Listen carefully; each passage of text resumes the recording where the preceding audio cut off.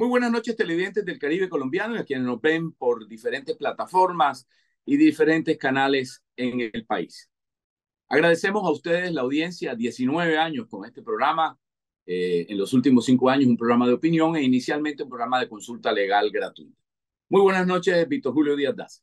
Buenas noches, Humberto, y buenas noches, televidentes. El tema de esta semana es un tema que atañe a gran parte de la comunidad. Y nuestro invitado es Horacio Torres, que es el presidente nacional de asociaciones de propiedad horizontal. Horacio, bienvenido a Consultorio Jurídico. Gracias, Víctor Julio y Humberto. Muy contento de estar aquí con ustedes y agradecido por dar la oportunidad de podernos dirigir a todos los radioescuchas y televidentes en lo que respecta al tema de propiedad horizontal, que es un tema sumamente importante y que desde mi óptica no se le ha dado la importancia que realmente se merece. Muchas gracias. Horacio, la gente compra un inmueble y no se ilustra sobre sus responsabilidades, sobre sus compromisos. ¿No sería bueno que el comprador tenga la obligatoriedad de ilustrarse sobre esas responsabilidades? Correcto, así es, tienes toda la razón. Yo iniciaría tratando de definir lo que realmente es la propiedad horizontal. Pues están las definiciones de la cátedra, de la ley, pero si entramos a fondo y de una manera sencilla entendemos, la propiedad horizontal es donde conjuga, donde se une lo privado con lo común, así de sencillo. Y eso es lo que no se ha podido asimilar por el largo de los tiempos, desde el año 48 hasta la fecha. Entonces, como tú lo has dicho, Humberto, hay un desconocimiento total, general, de todos los actores que se involucran en este proceso de la propiedad horizontal.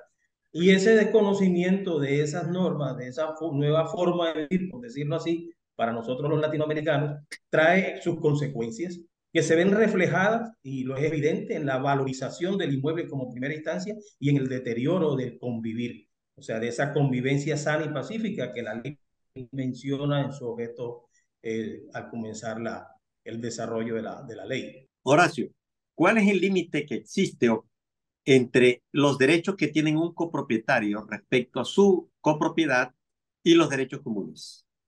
Correcto, mira, en propiedad horizontal existen los dos tipos de bienes, el bien común y el bien privado. Entonces, mis derechos privados llegan hasta el límite de ese bien privado. Para graficarlo un poco, la puerta hacia adentro es el bien privado, la puerta hacia afuera es el bien común.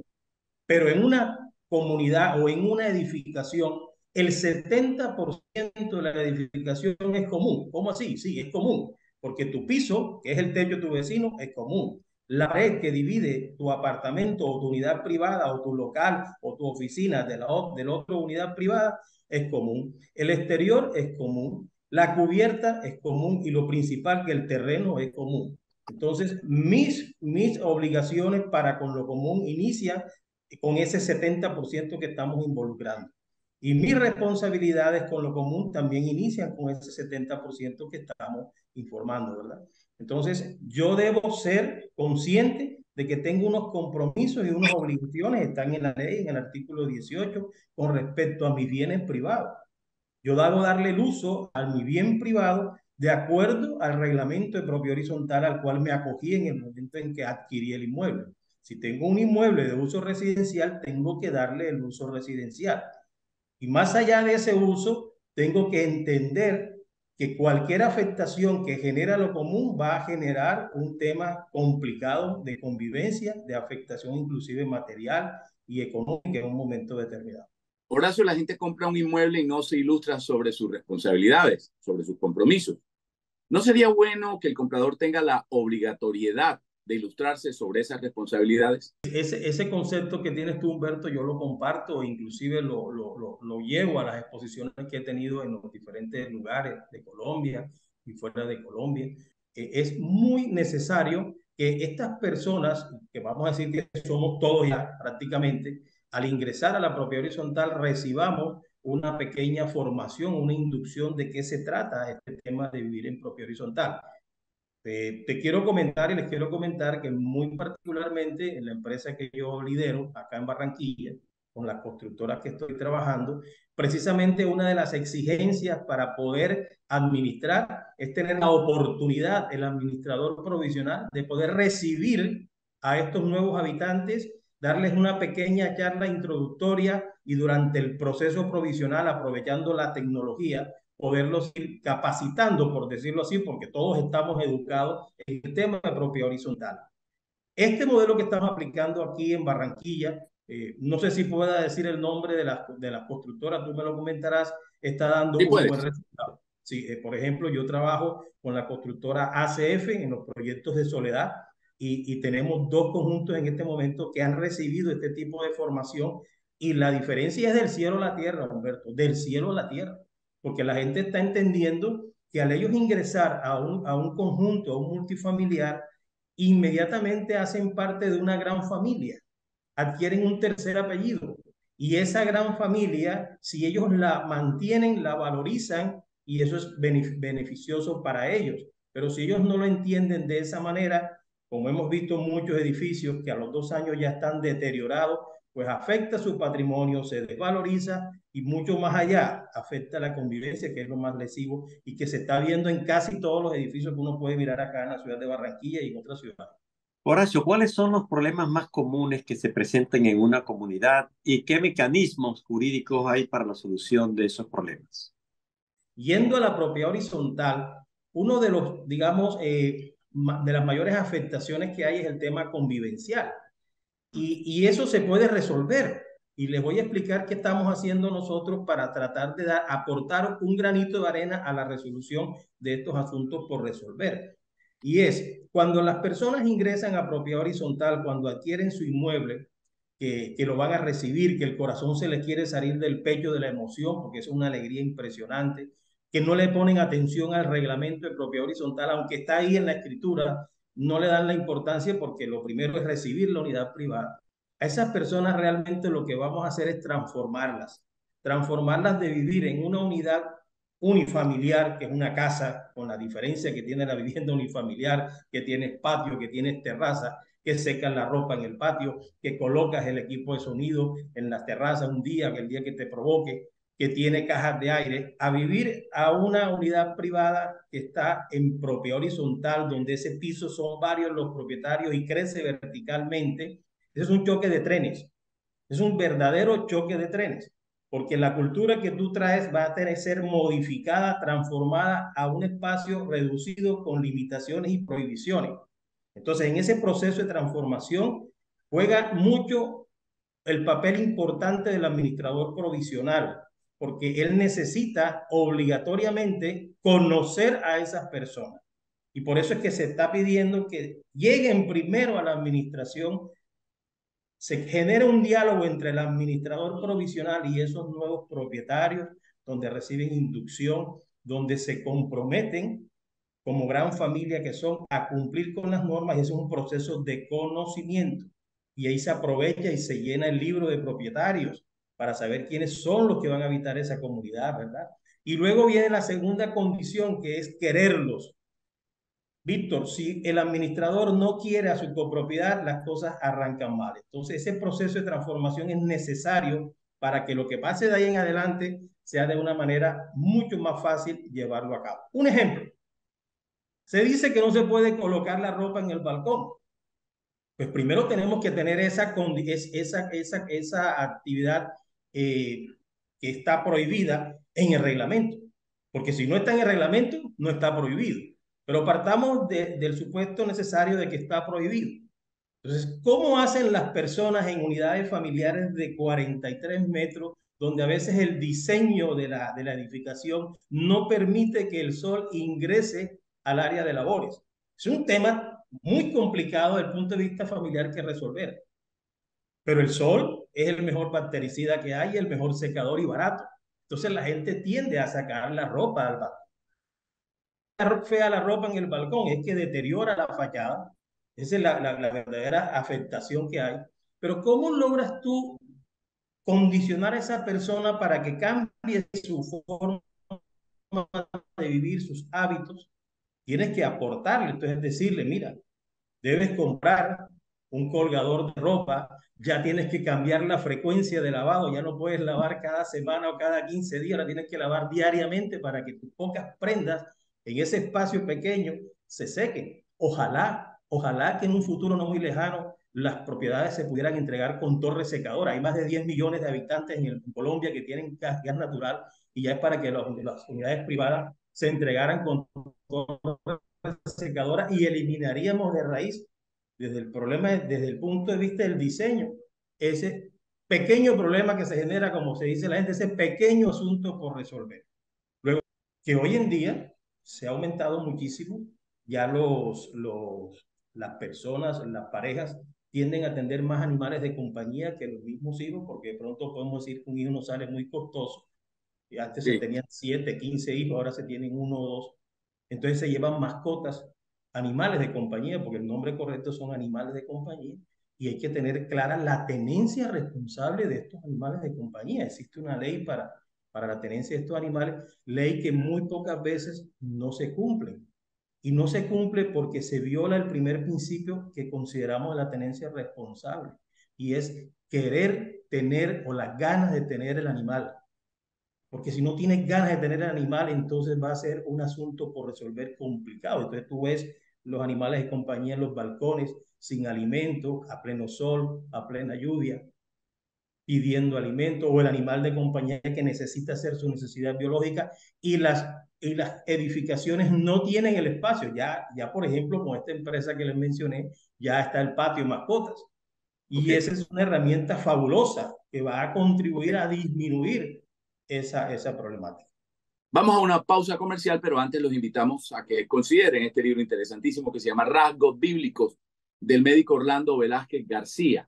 Orlando Velázquez García es de Barranquilla, pero ha hecho su vida profesional con mucho éxito en la ciudad de Valledupar. Estudió en la Facultad de Medicina de la Universidad Autónoma de México y además en biología en la Roosevelt University.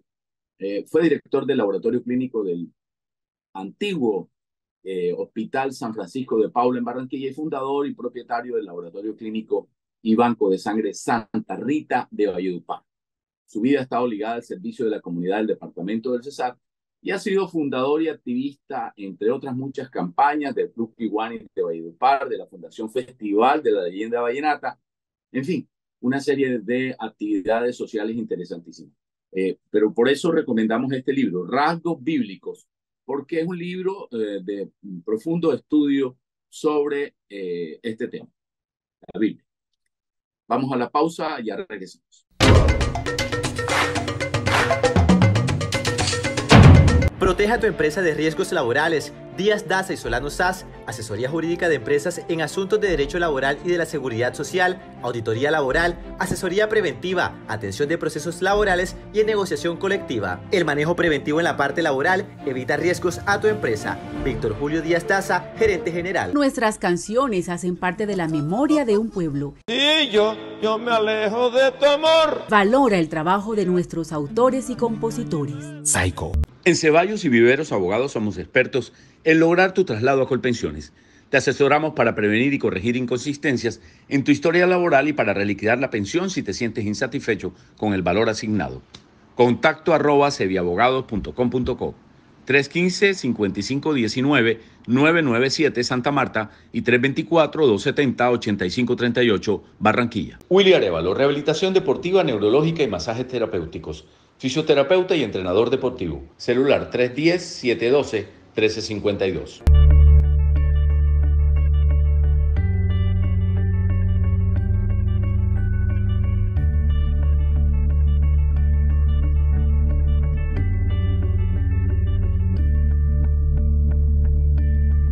Nuestras canciones hacen parte de la memoria de un pueblo. Y yo me alejo de tu amor. Valora el trabajo de nuestros autores y compositores. Psycho.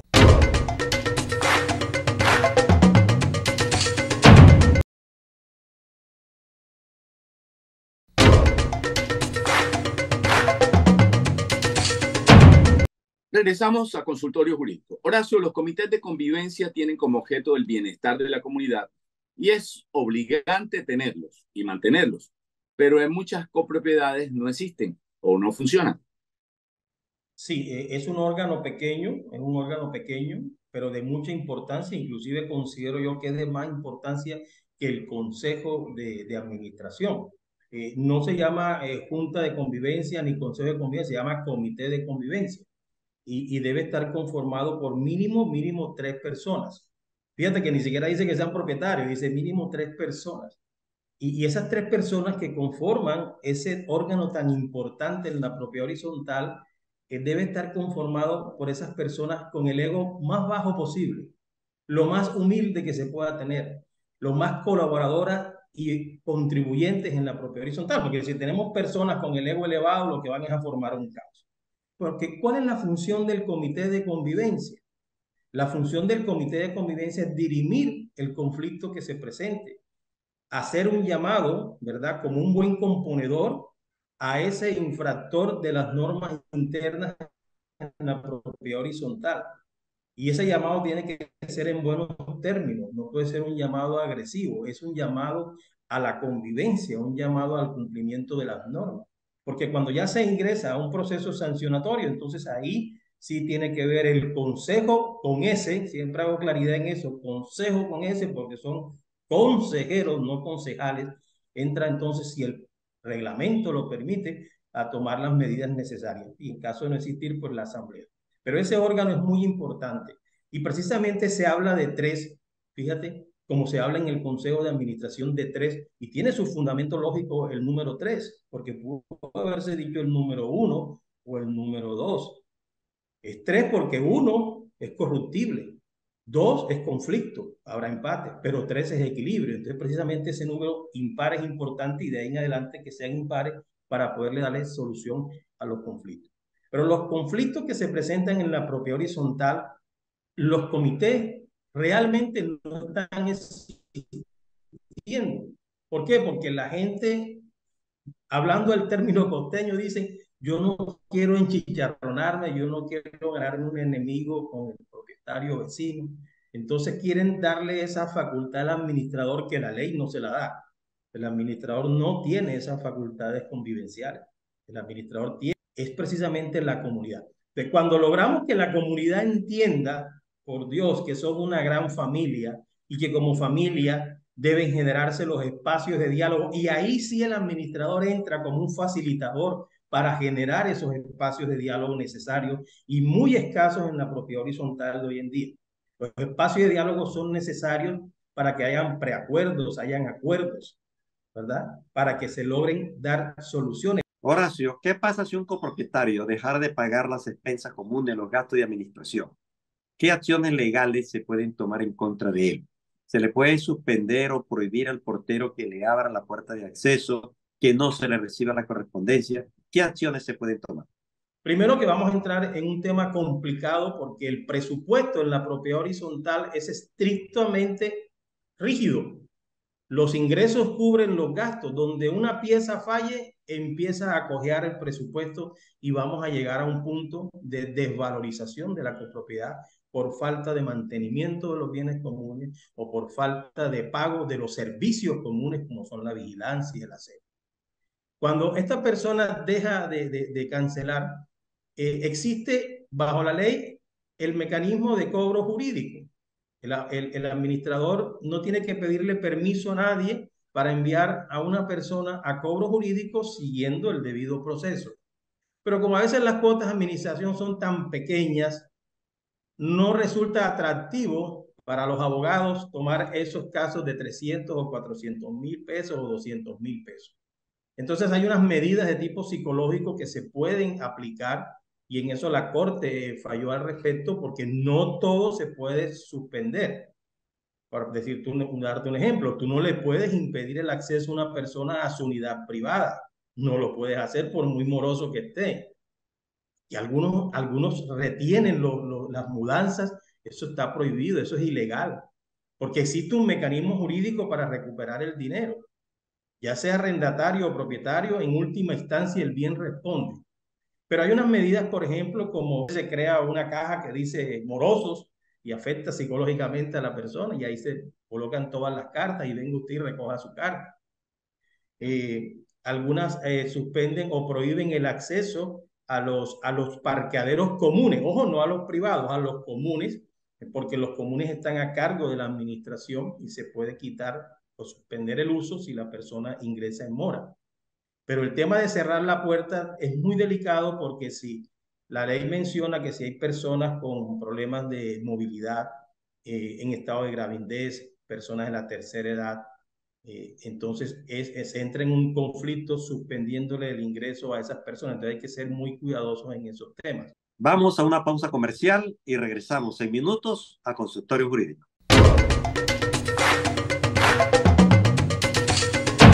Proteja tu empresa de riesgos laborales. Díaz Daza y Solano SAS, asesoría jurídica de empresas en asuntos de derecho laboral y de la seguridad social, auditoría laboral, asesoría preventiva, atención de procesos laborales y en negociación colectiva. El manejo preventivo en la parte laboral evita riesgos a tu empresa. Víctor Julio Díaz Daza, gerente general. Nuestras canciones hacen parte de la memoria de un pueblo. Y yo me alejo de tu amor. Valora el trabajo de nuestros autores y compositores. Psycho.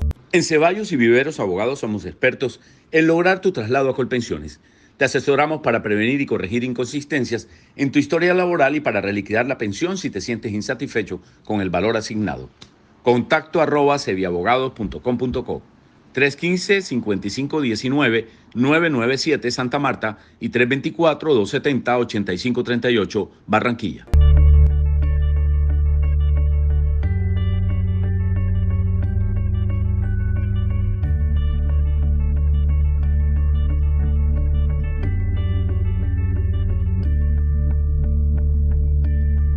Nuestras canciones hacen parte de la memoria de un pueblo. Y yo me alejo de tu amor. Valora el trabajo de nuestros autores y compositores. Psycho.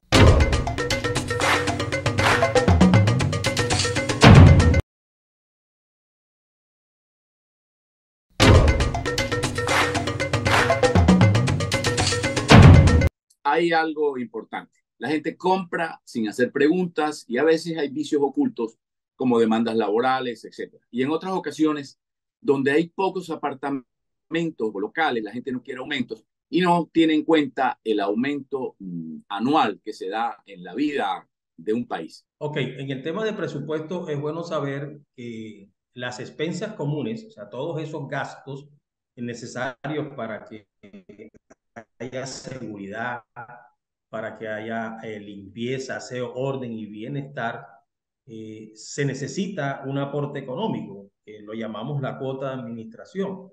Esta, pues, claro está que va a aumentar todos los años y no es condicionante el tema del porcentaje salarial o del IPC, no es condicionante de esa cuota, pues tiene que mirar las necesidades que tenga la copropiedad, así que no necesariamente tiene que ser el incremento del salario mínimo o el IPC.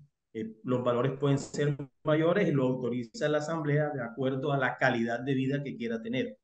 En este mundo que estamos viviendo hoy, estas economías tan variables y complicadas que nos enfrentamos, tenemos herramientas como la tecnología. Yo, por ejemplo, le he recomendado a pequeños edificios de 20, de 30 apartamentos a lo sumo, después de 30 es un poquito más complicado, el uso de las tecnologías.